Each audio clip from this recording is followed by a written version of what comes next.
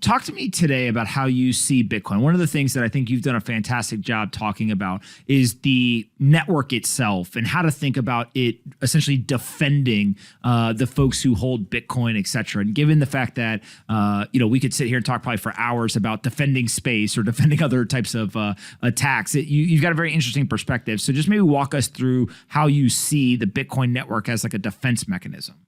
When you say something is a weapon system or something is a defense system, some people like jump automatically to thinking you're describing a gun or something like that. A lot of things are defense systems and or weapon systems that you wouldn't intuitively think about. So for example, the Romans created stone roads between ports, right? That was created by the Roman legion. It was a defense system so that they could get to defend their ports easier terrestrially. Or for example, like this is a good example. Why do you think we have GPS? If I ask you that. Why? Right. Yeah. Why do we have GPS? To understand where we are and where we're going. Right. So to have precision navigation, right? And also to have precision timing because every GPS satellite has an atomic clock in it. Correct. Okay. So why do you think we actually built GPS? So everyone's on the same page in terms of time? Right. So the reason why we built GPS, I feel like I'm in school getting a quiz. Damn, F-. Go ahead. When Sputnik was first launched, it was sending out a radio signal, and we had Americans that were measuring that signal. And the scientists realized that you could do time distance of arrival off of a satellite, which was cool because then you could triangulate your position relative to the satellite. And so for 20-something years, 25 years, the scientists kept on arguing it would be really beneficial to humanity if we created a giant constellation of signal emitting satellites that would allow anyone anywhere in the world to be able to triangulate their position relative to those satellites. It would be awesome for navigation. And by the way to do it precisely is if we put super precise clocks into space, which would double benefit us because then everyone would have basically free access to precision timing as well. And so the scientists argued for decades that this would be valuable to humanity, but that's not why it was funded, because it seemed too expensive at the time.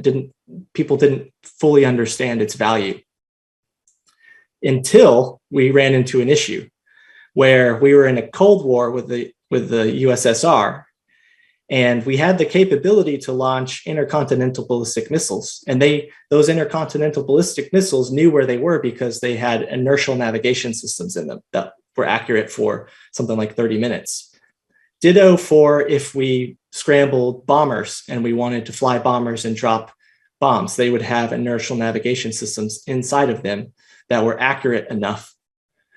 But a problem came up where what if Russia shot first, or what if the USSR shot first and they targeted our bombers and they targeted our ICBM silos? We would have to be able to mutually assure the destruction of Moscow if that happened, right? We would have to make it too expensive for them to make that decision. And so the way we do that is we have something called Trident missiles or submarine launched ballistic missiles. We basically park nuclear missiles hidden under the water all around the world so that if anyone tried to shoot first, it would hurt them, right? We could guarantee that would hurt them, even if we lost our ICBMs, even if we lost our bombers. So it's called the nuclear triad. There's a problem, though, technical problem. The technical problem is that submarine has been underwater for 30 days and the inertial navigation system on it is useless. So if we did get shot first, and then we decided to do a second strike to mutually assure the destruction of Moscow, and we launch that Trident missile and it breaks the surface, how is it going to know where it is? It has no idea where it is. Correct. That missile has no idea. And so what we realized is, man, we need a giant constellation of satellites so that anything anywhere in the world at any time could know where it is, particularly a Trident submarine launched ballistic missile. And so that's eventually what caused us to fund GPS. And then once we funded GPS and once we built this massive weapon system, right, that was intended explicitly to mutually assure the destruction of USSR, did we realize, wow, there's a lot of other stuff that you could do with GPS. This is great for civilization, just like the scientists kept on saying. And then in Desert Storm, the value of precision timing and navigation was very clear. And since then, especially once we turned off selective availability and allowed everyone to have precision navigation and timing, it's clear. But people often forget that GPS is a weapons system. It exists to mutually assure the destruction of other countries, right? There's a lot of weapon systems like we have that do the same thing, right? Nuclear, hardened satellite communications, right? TCP/IP, the internet, right? The internet exists so that we can survive. We can have C2 that survives a nuclear level strike. SHA, right? As in SHA 256, right? As in designed by the NSA. These are systems that are explicitly intended for the defense of the United States. And so, if we keep pulling that thread, eventually we get to all of the critical enabling technologies that go into Bitcoin. We get TCP/IP, we get SHA, we get precision timing and synchronization of nodes through GPS. We get it written in C++, which was something that an American designed at Bell Laboratories. Every single piece of Bitcoin that fundamentally matters is effectively a piece of technology that was designed to improve military scale defense, particularly against the destruction of nukes. And so if you continue to pull that thread a little bit further and a little bit further, you can start to conceptualize Bitcoin as way more than just money. Bitcoin is, and I know a lot of people on Twitter will be angry at me for saying this, Bitcoin is a weapon system, just like GPS is a weapon system. It is a weapon system designed explicitly for self-defense, and it is extremely effective, right? It is literally nuclear resistant. Like every piece of it was designed explicitly to be resistant to nuclear strikes. So that's pretty interesting, right? There's probably some national strategic opportunities with Bitcoin that we could take advantage of, and that's kind of what I want to explore. Okay, so two things. One is recently Naval Ravikant had a tweet where he said that Bitcoin is the Second Amendment, which is very in line with what you're talking about here in terms of it is the defense mechanism. It is your right to bear arms, right? Not necessarily for offensive purposes, but also for defensive purposes. And so when you start to think about this, the network itself, when you unpack the players or the market participants, if you will, there's the miners and the node operators. How do you think about the relationship between those two as part of this defense system for your purchasing power or your economic value? And also, how do you think about kind of them in relationship to if there was some attack? And it doesn't necessarily have to be a nation state attack, could be a bad actor, could be a whole bunch of different things. But unpack a little bit more about this idea of like the network is the defense system. Really, there ends up being kind of two core players, right? In terms of the node operators and the miners. How do they fit into this in your kind of framework? Yeah, so I think a useful way to think about it. So this is where the exploration of Bitcoin becomes so fascinating, because to really fully understand what it does and what value it brings, you have to think very big.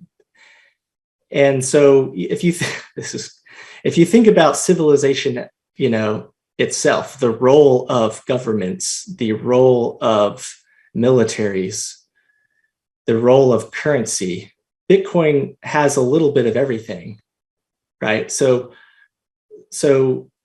you can abstract governments as effectively a trade mediation as a service, right? This is like, it gets back to like the champagne fairs in medieval Europe. You would need a military. You need a military to preserve trade routes, right? That's why you have Navy. Okay, the Navy will make sure that we don't, that our trade routes are uninterrupted. you need a rule of law, right, to preserve the rules of the contracts, to build the contracts, to preserve the rules of the contracts. And then you need a monetary entity as well. Bitcoin is all three. It is a military, it is a rule of law, and it is money. The miners, the mining network is its military. The nodes and the software is the rule of law and the legislation and all the voting. The least interesting part of it, in my opinion, is the money, the Satoshis, right? That's like the thing that comes last. What makes Bitcoin so special is that it has its own military that is literally as powerful as nation state militaries.